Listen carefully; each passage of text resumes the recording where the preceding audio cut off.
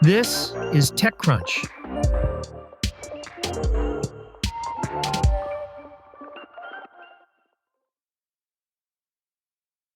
After months of rumors, the Trump administration was going to impose tariffs on semiconductors.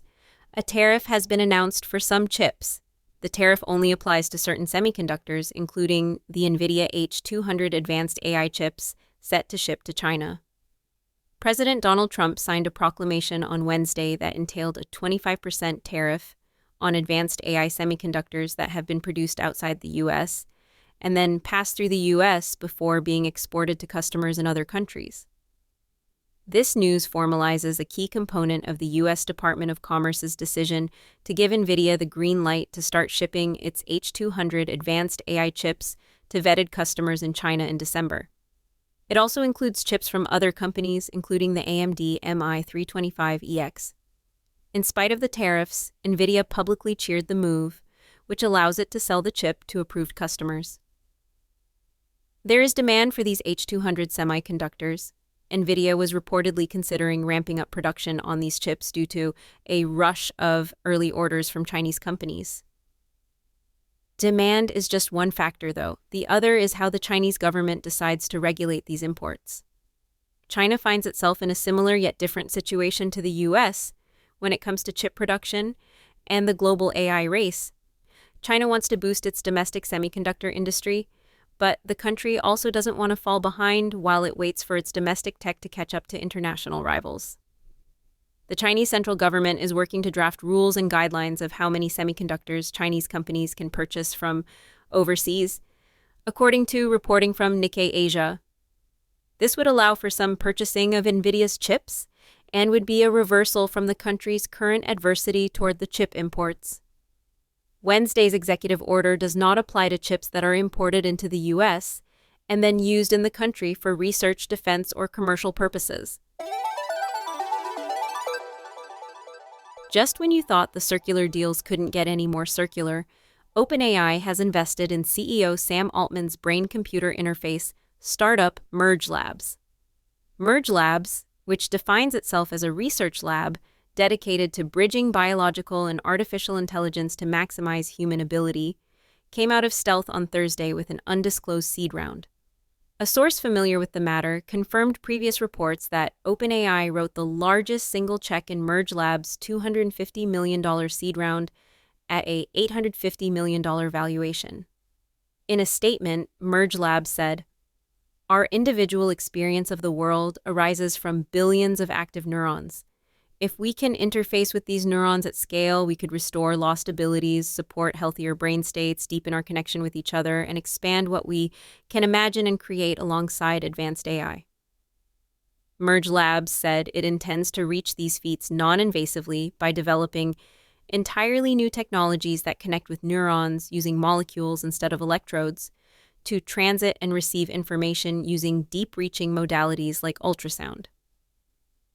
The move deepens Altman's competition with Elon Musk, whose own startup Neuralink is also developing computer interface chips that allow people who suffer from severe paralysis to control devices with their thoughts.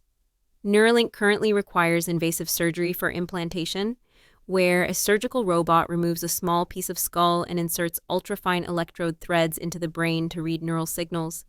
The company last raised a $650 million Series E at a $9 billion valuation last June.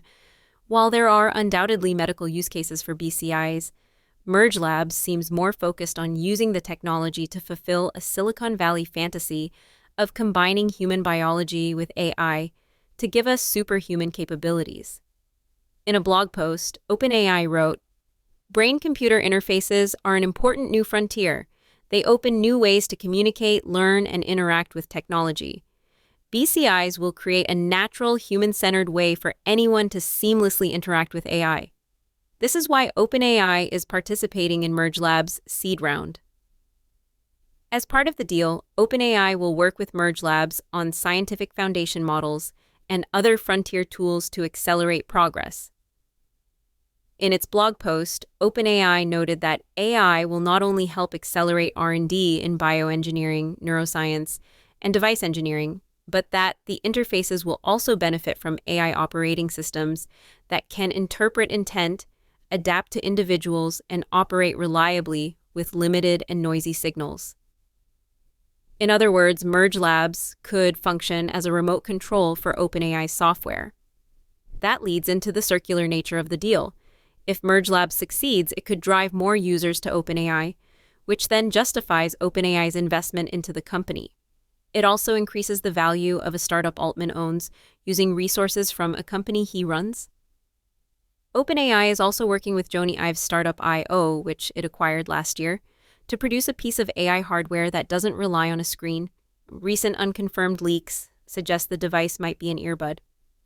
OpenAI primarily invests through the OpenAI Startup Fund, which has invested in several other startups connected to Altman, including Red Queen Bio, Rain AI, and Harvey.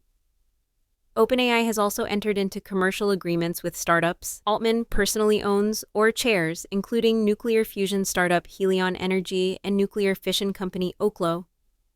Altman has been dreaming about the so-called merge, the idea that humans and machines will merge, since at least 2017 when he published a blog post, guessing it would happen somewhere between 2025 and 2075.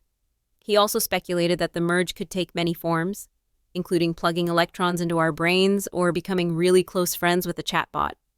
He said a merge is our best-case scenario for humanity surviving against superintelligence AI, which he describes as a separate species that's in conflict with humans.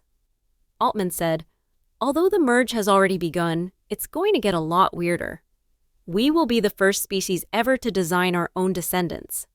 My guess is that we can either be the biological bootloader for digital intelligence and then fade into an evolutionary tree branch, or we can figure out what a successful merge looks like." That's it from TechCrunch. For more stories like these, go to TechCrunch.com.